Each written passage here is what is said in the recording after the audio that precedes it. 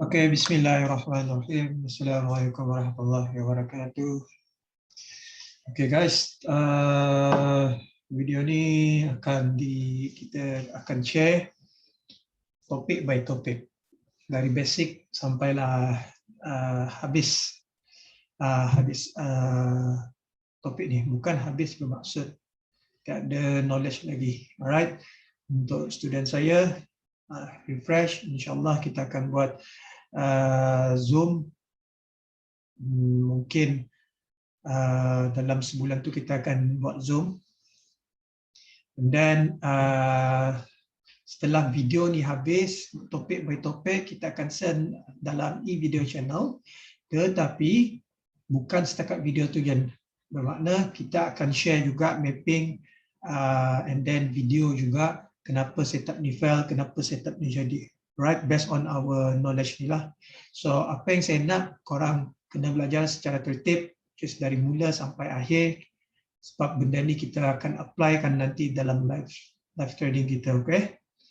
So topik pada yang awal ni adalah mengenai OHLC.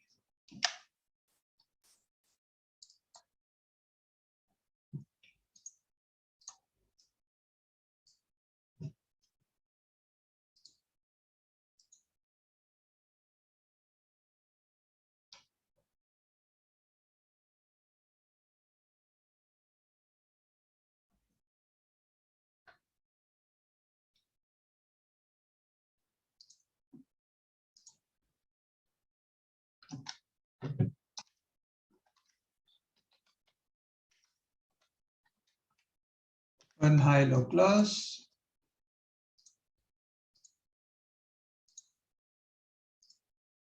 Okay, apa dia OHLC? Of course, ada yang dah tahu, ada yang belum tahu mungkin. So OHLC ni dia open high low close.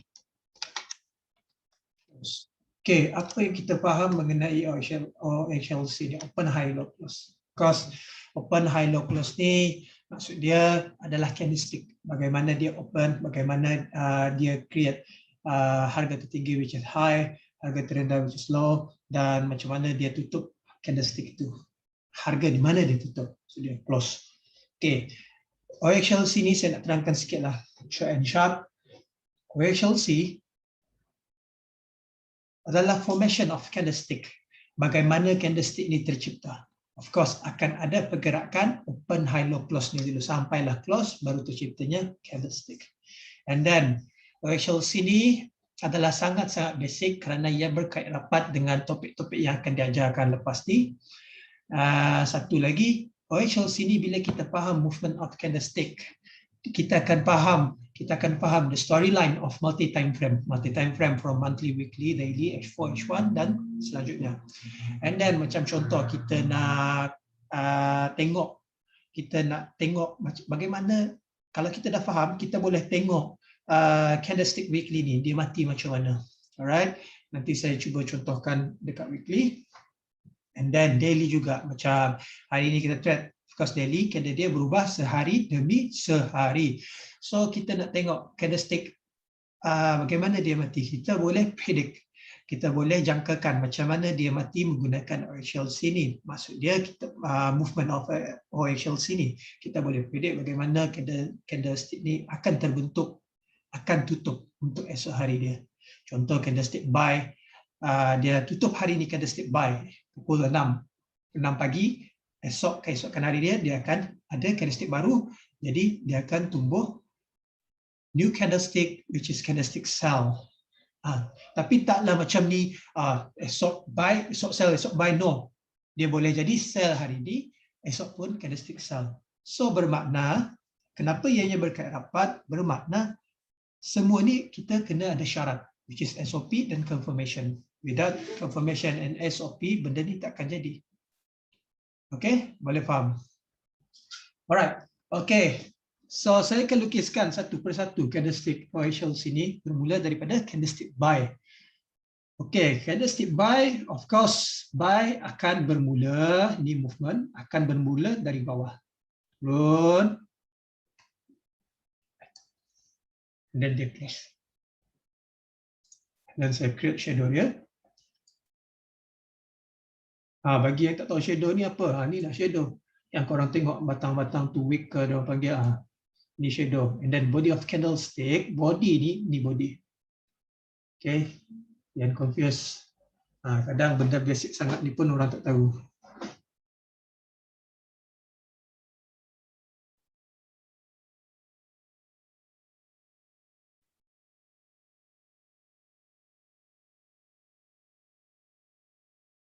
Okay. Hi. So, as I said tadi, candlestick buy, dia open dekat bawah ni. Ayo.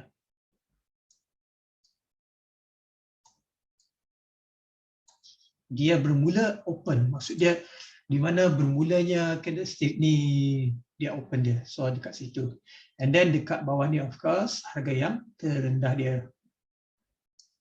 Line yang semua ni, yang saya lukis ni sekarang ni, adalah dipanggil sebagai subcoordinate ataupun subcoordination level dia dari open sampailah ke high dan close dia. Okey. Contoh yang sini dipanggil sebagai open dia. Situ open. Dan di sini of course dia punya low, dia terendah. And then di sini dia punya close. Close candlestick buy berada dekat atas. Okay. And then di sini adalah high dia. Okay. Apabila kita tukar kepada line chart, ini kita biasakan melukis.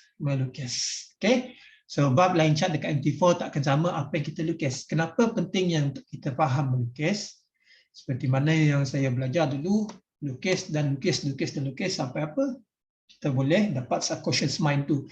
Maksud dia kita boleh tengok je chart ni, kita dah faham lukisan of candlestick by time frame, by candlestick boleh.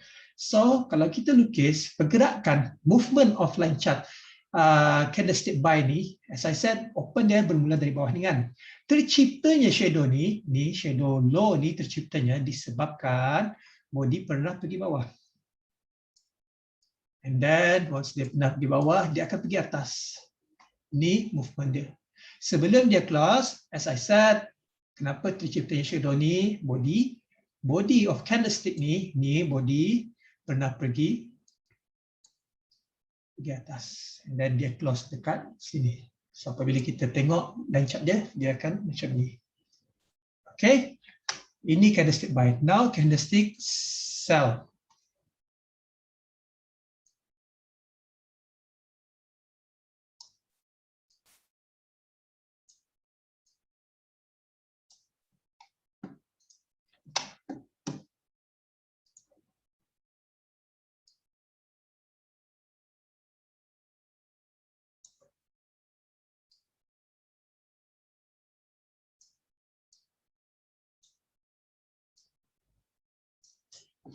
Okay, now kita lukis subcoordinate level dia. Macam biasa, dia punya open candlestick sell berbeza sikit. Dia bermula dari atas. Dan macam biasa dekat atas ni, apa kita panggil? Harga tertinggi. Harga tertinggi dan terendah tak pernah berubah. Okay, yang mana bawah, dia bawah lah low. Yang mana atas, so harga atas tu dipanggil sebagai high. So, ini perbezaan di antara dua ni, macam biasa di sini adalah open dia. Dua ni je beza dia, candlestick buy dengan sell, open dengan close dia. And then high tetap sama, low pun tetap sama. Perbezaan line chart dia pun berbeza sikit. So kita kena biasa lukis. So open macam biasa. Tadi kita open buy, kita lukis start dari bawah. Tetapi open candlestick sell, kita bermula dari atas. Macam biasa, terciptanya shadow ni, body pernah pergi atas. Dan low punya pun sama juga. See beza dia. Movement of candlestick line chart dia. Okay, boleh faham? Ini basic dia. Okay, so saya nak pergi ke chart jap. Kita nak tengokkan contohlah. Apa yang saya maksudkan, kita boleh predict benda ni by weekly or monthly ke apa ke contoh weekly kan. So weekly dia kita ada 5 hari. Hari Isnin sampailah hari Jumaat. And then pada minggu depan dia, which is hari Isnin, akan ada candlestick weekly yang baru. Di sini contohlah. Contoh just untuk korang faham teori dia. Contohlah ini candlestick buy ni. And then pada minggu depan dia terciptalah candlestick sell sebelah ni, warna hitam ni. Okey, tetapi as I said dengan syarat, dengan SOP tertentu. So nanti saya akan beritahu syarat-syarat dia kenapa, syarat-syarat dia bagaimana dan confirmation tu. Okey, so sama juga macam contohlah candlestick buy ni. Untuk next week dia kita boleh predict yang ni dia akan terus buy. Ataupun contoh hari Jumaat penutup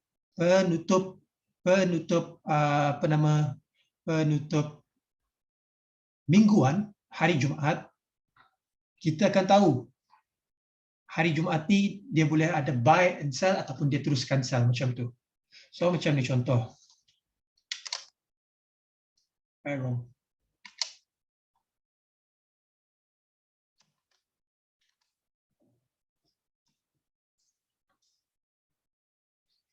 Okey, contohlah.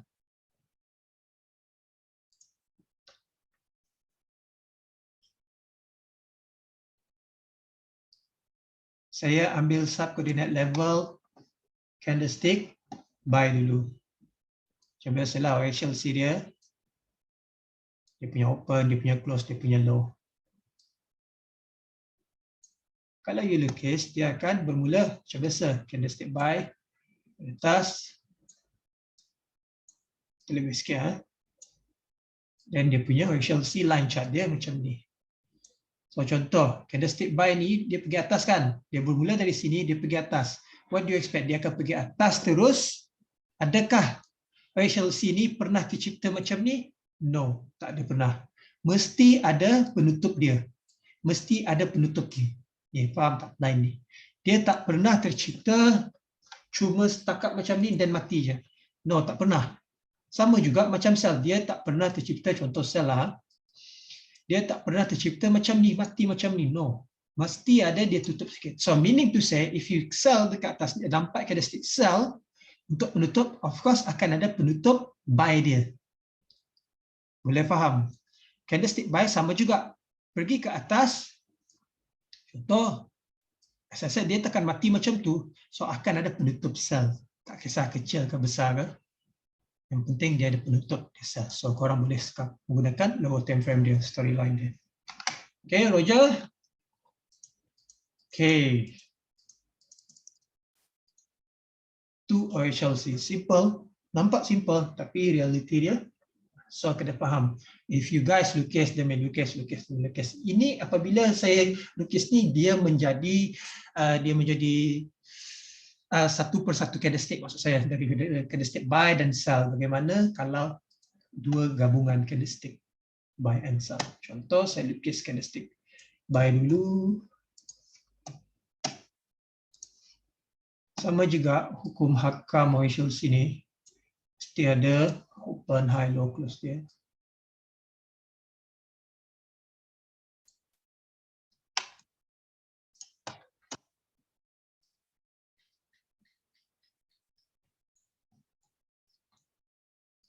So yang ni candlestick sell.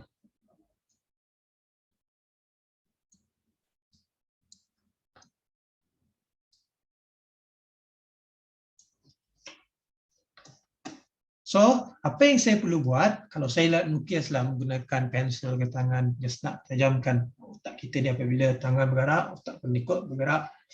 Otak kan apa kata orang, aktif, ikut berfikir juga. Okay, alright. Macam biasa saya lukis subcoordinate level candlestick buy dulu. I shall see dia bermula dari open dia. Macam biasa open buy, bermula dari bawah, tak pernah dari atas.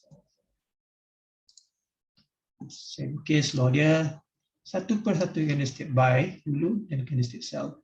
Dia punya close, dia punya high dia. Dia faham? So di sini saya nak lukis candlestick sell lagi subkoordinat dia. Since di sini kalau korang nampak open dengan close dia itu sama, dia punya open candlestick sell ni, so saya tak boleh lukis lagi. Saya just lukis yang baru which is candlestick high line apa nama dia tu? Line high sell tu, and then dia punya close. Then dia punya low. Now, macam biasa, kita lukis line chart horizontal or candlestick buy dulu.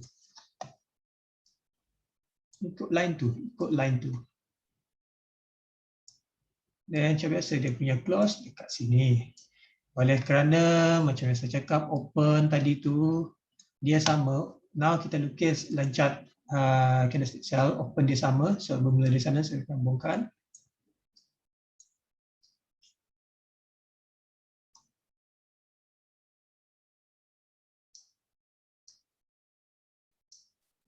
Pak,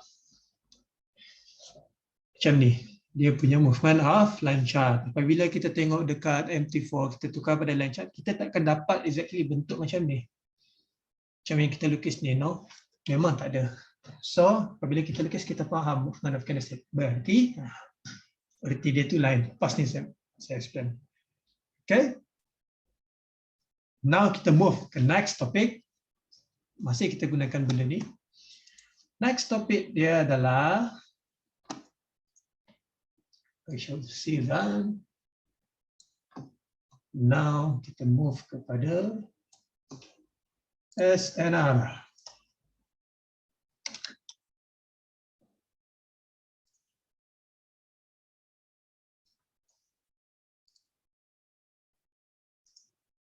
Baik. Apa? Okey, SNR. Apa dia SNR? Of course lah, support resistance. Siapa tak kenal SNR? Support resistance. Okey, SNR buat support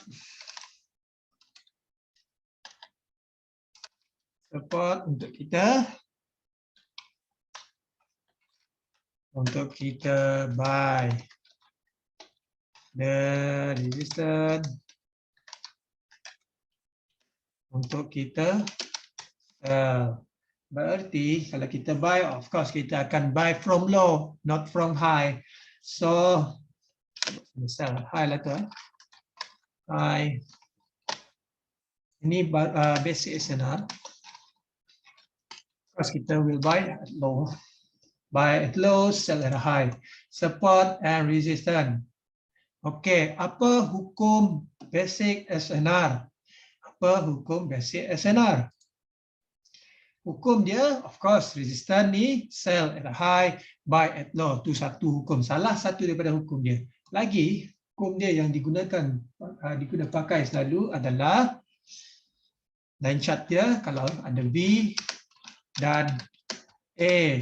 Bermakna V adalah untuk sell, A adalah untuk kita buy. Apa A and V ni? Apa maksud dia A and V? Maksud dia A and V ni, apabila kita tukar candlestick tu kepada line chart, dia akan terdapat A and V je movement dia. Contoh dekat sini V, saya bagi bulatan dulu. Ada V, ada V, ada V. Faham? Ada A, and then di sini juga ada A. Kalau ada next candlestick yang ketiga, kita lukis balik, di sini pun boleh jadi ada A. Faham? Movement of line chart dia.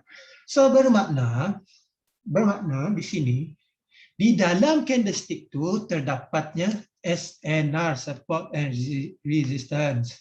Okey, sebab tu kadang kalau satu candlestick lah, contoh kita sell or buy. Sometimes contohlah kita sell lah, yang di sini ni, dia berlakunya breakout and then berlakunya pullback untuk sell. Kadang dia touch je yang ini. kadang dia touch yang ni, kadang dia touch lebih sikit, kadang terlebih sikit. Faham? Berlakunya rejection untuk sell. So meaning to say, di dalam harga ni jangan cakap tak ada harga. Memang dalam harga ada harga. Dalam harga ni semuanya berkait rapat. Dalam OHLC ada SNR. Dalam SNR ada, tu nanti. So just fahami dulu SNR ni maksud dia. SNR dalam ni kalau kita lukis ada B. Ada B. Kalau kita dah terbiasa ataupun mungkin ada yang quick learner di sini ni, dia mungkin akan cepat belajar ataupun cepat menangkap tanpa melukis. Ada manusia ni dia lain sikit. Dia lambat sikit. Macam saya lah contoh. Okay? Lambat sikit kita kena lukis.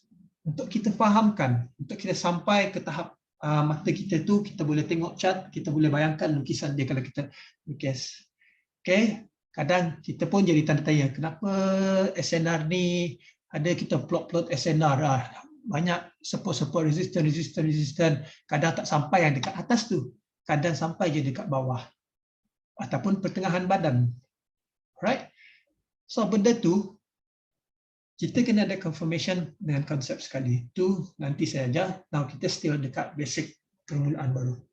Okay, boleh faham mengenai OHLC, apa kaitan OHLC dengan SNR. Now you tengok yang di dalam ni terdapatnya SNR rules juga. Faham? Okey. Contohlah weekly saya guna satu time frame je dulu. Macam biasa dekat bawah ni adalah saya lukis candlestick buy ni dia punya low, dia punya open, dia punya close body, and then dia punya high stick dia dekat high price. Kalau you tengok berlakunya breakout dah, and then berlakunya rejection on low punya zone. Ni zone low dia, zone open ke close, zone close ke high. Ada 3 zone, 1, 2, 3. So zone yang bawah tu dia reject, and then berlakunya drop weekly.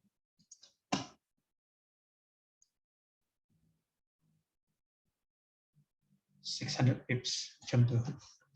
Faham? Lagi macam biasa, ini low. Saya lukis candlestick buy dulu.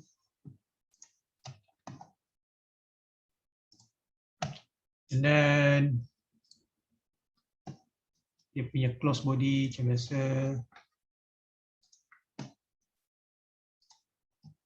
And then dia punya high. Cuba tengok dekat sini, berlakunya breakout, and then berlakunya rejection on kawasan low. Yes, ada berlakunya movement of sell, memang ada, tapi tengok.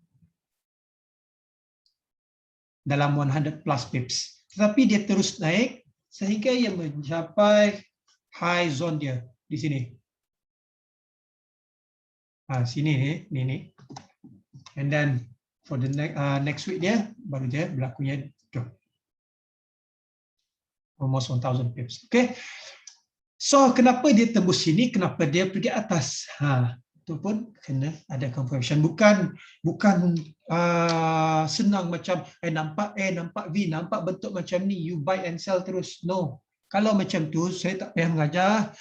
Saya tak payah mengajar dan korang pun boleh kaya kalau setakat cukup setakat topik ni je. Lepas tu korang boleh apply. No. Kalau mudah macam tu dah ramai. Orang sana tu luar tu kan kaya macam tu. Okay, it's not that easy, okay? Bukan si simple macam tu. So kita kena teratur benda ni. Okay, guys. I think that's it for video pertama ni, which is OHLC dengan SNR.